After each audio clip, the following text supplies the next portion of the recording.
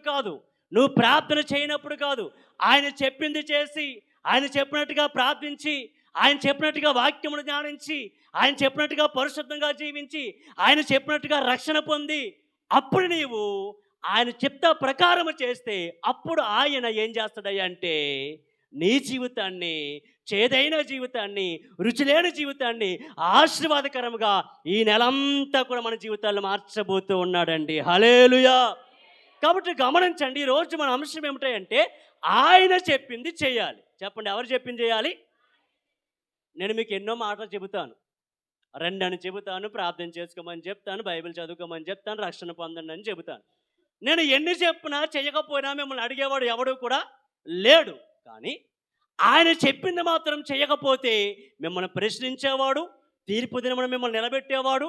ఆయన చెప్పింది ఎందుకు చేయలేదు, నువ్వు మాటకు లోబడలేదు కాబట్టి నిన్ను ఒక అగ్నిగుండంలో వేసేసేటువంటి వాడు ఒక అయినా తండ్రి అయిన దేవుడు మనకి ఉన్నాడు. కాబట్టి మనం అందరం కూడా ఈరోజు నేర్చుకోవాల్సిన పాఠం ఏమిటంటే ఆయన చెప్పింది చేద్దాం. చెప్పండి, ఈ నెలలో ఎవరు చెప్పింది చేద్దాం అంటే ఈ నెలలో మాత్రమే కాదు, మన జీవితాంతము కూడా ఎవరు చెప్పింది మనం చేయాలి అంటే ఆయన చెప్పింది మనం అందరం కూడా చేసేవారముగా ఉండాలి. నేనండి ఆయన చెప్పింది చేశాను. మీకు తెలుసు నా జీవితం ఎలా మారిపోయిందో. మార్చి 15వ తారీఖు నుంచి ఆయన ఏం చెప్పడది చేశాను, ఇమ్మన్నది ఇచ్చేసాను, కొనమన్నది కొనేసాను, ఏదైతే చెప్పడది అంతా చేసుకుంటూ వచ్చాను. మీకు తెలుసు స్థలం ఎలా కొన్నానయ్యా, ₹1,00,00,000 స్థలం అంటే ఆయన చెప్పాడు కాబట్టి కొన్నాను. అయ్యా ఈ ఉండి అంతా కూడా ఎందుకు ఇచ్చేసావయ్యా ముక్కు మొఖం తెలియని బాబుకి అంటే కనుక ఆయన చెప్పాడు కాబట్టి చేశాను. అయ్యా ఇదిగో మరి ఈరోజు భోజనాలు ఎందుకు పెడుతున్నావు, ఇది వరకు ఎప్పుడు పెట్టేవాడు కదా, ఎవరి మాట వినేవాడు కాదు కదా అంటే ఇప్పుడు ఎవరి మాట వినవలసి వచ్చింది అయ్యా అంటే ఆయన చెప్పింది చేస్తున్నాను. బాప్తిస్మము ట్యాంక్ కట్టాలని చెప్పినప్పుడు ప్రభు అక్కడే ఇవి అని చెప్పి మరలా రెండు సరస్సుల్లో కాబట్టి చెప్పినట్టుగా ప్రభువు చెప్పినట్లుగా చేశాను. కాబట్టి ఈరోజు ఏం జరిగింది అంటే ఓ మాట చెబుతాను, బాగా వినండి. ఆయన చెప్పింది అంతా చేసుకుంటా వస్తున్నాను. ఈరోజు స్థలం కొన్నది ఆయన చెప్పాడు కనుక కొన్నాను. ఈరోజు నాకు వచ్చింది వదిలిపెట్టుకుంటున్నాను. ఎందుకు వదిలిపెట్టుకున్నాను అంటే ఆయన చెప్పాడు కనుక నేను వదిలిపెట్టుకుంటున్నాను. ఈరోజు సభలు పెడుతున్నాను. ఎందుకు ₹1,00,000 పెట్టి సభలు పెడుతున్నానంటే ఎవరు చెప్పారయ్యా అంటే ఈ విషయము ఆయన చెప్పాడు. కాబట్టి నేను మీ అందరికీ చెప్పే మాట ఏమిటంటే యోహాను సువార్త 2:5 ప్రభు చెబుతున్న మాట, ఆయన మీతో చెప్పినది చెయ్యడి. నేనండి ఇలా చేశాను కదా, మార్చి 15వ తారీఖు నుంచి నా జీవితం మారిపోయింది. ప్రభు చెప్పినట్టుగా అన్ని వదిలిపెట్టేశాను. బంగారం వదిలిపెట్టేశాను, వెన్నెను వదిలిపెట్టేశాను, డబ్బులు వదిలిపెట్టేశాను, ప్రభువే దిక్కు అని బ్రతుకుతున్నాను. ఏం జరిగిందో తెలుసండి, ఈ వారంలో సోమవారం తాడేపల్లిగూడెం వెళ్ళిన తర్వాత ఒక హాస్పిటల్ దగ్గరికి వెళ్ళాం. హాస్పిటల్ దగ్గరికి వెళ్ళి మెడిసిన్ తీసుకున్నాం. ఆ డాక్టర్ మేము సంప్రదించలేదు, డాక్టర్ దగ్గరికి వెళ్ళలేదు, ఏ రోగము లేదు.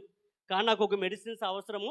ఆ మెడిసిన్స్ కోసము ఆ తాడేపల్లిగూడెం జడ్పీ హై స్కూల్ ముందు పెద్ద హాస్పిటల్ ఉంది, ఆ హాస్పిటల్లోకి వెళ్ళాం. వెళ్ళిన తర్వాత మాకు ఏ మెడిసిన్ కావాలో ఆ పేరు చెప్పాం.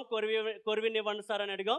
ఆ యొక్క హాస్పిటల్లో ఎవరైతే మెడికల్ షాప్లో ఆ నర్సు ఉందో ఆ నర్సు గారు మాకు మెడిసిన్స్ ఇచ్చేశారు. మెడిసిన్స్ ఇచ్చేసిన తర్వాత ఎంత అమ్మా అని చెప్పాం. డబ్బులు చెప్పింది ఆ అమ్మాయి, డబ్బులు ఇచ్చాం. డబ్బులు ఇచ్చిన తర్వాత ఏమనుకుందో తెలియదు, మెడిసిన్ ఇచ్చేసింది. భలే ఉంటాయండి పాస్ట్ గారి జీవితంలో అద్భుతాలు. ఒకసారి చెప్పాను కదా, సిరి బిర్యానీ ఆవిడ ₹150 బిర్యానీ ఇచ్చేసింది, డబ్బులు కూడా వద్దాం. ఒకసారి జిరాక్సులు తీయించేశాడు, జిరాక్సులు ఇచ్చేసాడు, డబ్బులు వద్దాం. నేను ఆశ్చర్యపోయానండి. ఈ వారంలోనే సోమవారం ఒక హాస్పిటల్కి వెళ్ళాను, మెడిసిన్స్ తీసుకున్నాను, డబ్బులు ఇచ్చాను. ముందు తీసుకుంది ఆ పాప, ముందు డబ్బులు తీసుకుంది, మెడిసిన్స్ ఇచ్చింది. ఏమనుకుందో తెలీదు, ఏమండి డబ్బులు పట్టుకుపోండి అన్నాడు. అదేంటమ్మా అంటే మాట్లాడకుండా అర్జెంటుకి వెళ్ళిపోండి అంది. అక్కడ ఇంకొక ఆయన ఉన్నాడు కాబట్టి ఏమన్నా ఇంటే ఆ మాట వాళ్ళకు ప్రమాదం. కాబట్టి మెడిసిన్స్ ఇచ్చేసింది, డబ్బులు ఇచ్చేసింది, వెళ్ళిపోండి అని చెప్పింది. నా జీవితంలో ఈ అద్భుతం ఎందుకు జరిగింది అయ్యా అంటే నేను ఎవరు చెప్పింది చేస్తున్నాను, ఆయన చెప్పింది. ఇది మన యొక్క చర్చికి మూలవచనం అనమాట. అందుకే మనం ఇక్కడ రాసాం, ఆయన మీతో చెప్పినది చేయండి. నేను ప్రభువు చెప్పాడు, బాబు నువ్వు ఇలా వదిలిపెట్టే, ఈ కానుక నువ్వు తీసుకోకు, స్థలం కొని ఆ కానుకతో నువ్వు సభలు పెట్టు, నువ్వు 20% మాత్రమే కానుకలు ఈరోజు రూ. 10,000 వస్తే రూ. 2,000 మాత్రమే తీసుకో చర్చిలో, దానితోనే నువ్వు బ్రతుకు అని చెప్పారు. ఆయన చెప్పింది చేశాను. ఈరోజు నా బ్రతుకులో కానాని వివాహంలో అద్భుతములు జరిగినట్లుగా నా బ్రతుకంతా దేవుడు అద్భుతములు చేస్తూ ఉన్నాడండి. హల్లెలూయా.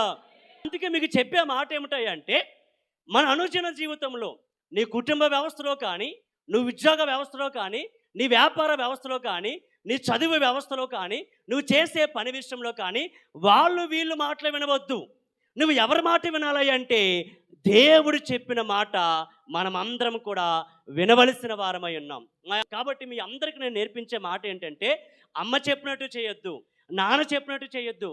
మనము ఎవరి జీవితంలో కూడా మన ఆలోచన ప్రకారంగా వెళ్ళొద్దు. మనం అందరం కూడా ఎవరు చెప్పింది చేద్దామయ్యా అంటే దేవుడు చెప్పింది చేసే వారంగా ఉందామండి. హల్లెలూయా.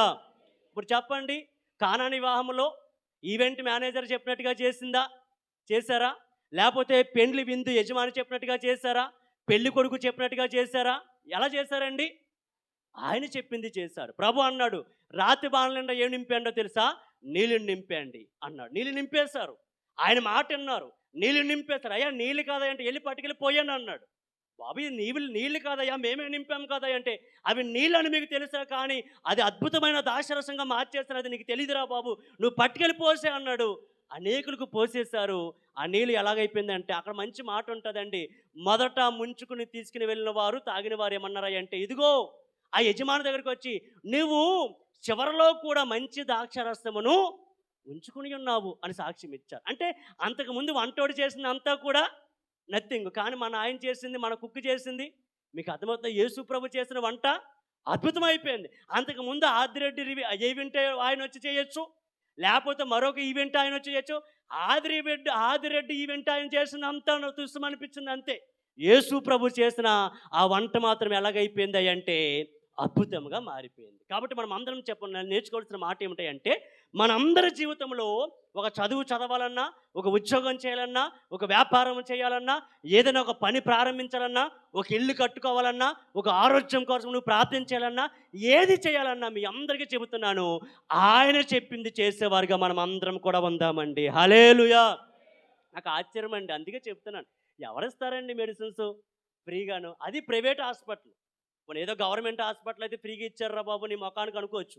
ఒక ప్రైవేట్ హాస్పిటల్లో నాకు ముక్కు మొఖం తెలియని అమ్మాయి, నేను ఎవరో కూడా తెలియని అమ్మాయి, ఇప్పుడు నాకు తెలిసింది అనుకో, ఆ సిస్టర్ గారు పాస్టర్ గారు కాబట్టి ఏదో తోసేయచ్చు అలాగా, ఓన్లే పాస్టర్ గారు వాళ్ళు ఏదో బతుకుతున్నారు సేవ చేసుకుని అని చెప్పి. ఓ ప్రైవేట్ హాస్పిటల్ అమ్మాయి, నాకు తెలియని అమ్మాయి ఆ మెడిసిన్స్ ఇచ్చిందంటే నేను ఆశ్చర్య. ప్రభువు చెప్పినది చేస్తే మన బ్రతుకంతా, మన సంఘం అంతా ఆశీర్వాదకరంగా మారిపోద్ది. కాబట్టి మనము ఆయన చెప్పింది